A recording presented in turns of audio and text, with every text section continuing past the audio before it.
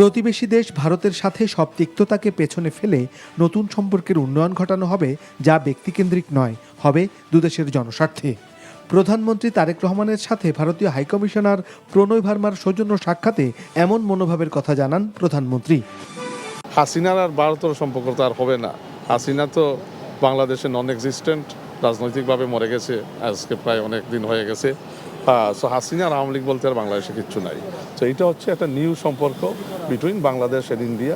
যদি দুই দেশের মাইন্ডসেট থাকে টু বিল্ড এই পজিটিভ রিলেশন বিটুইন আর পিপলস, তাহলে এটা হবে।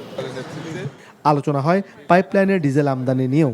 কিছু পাইপলাইন দিয়ে যে আমরা এই ডিজেল মানে কিছু আমরা আনছিলাম, মানে বিভিন্ন পর্যায়ে ফেজে এই তো এইগুলা যে হয়েছে মানে স্মুথলি ডিসকাস দ্যাট।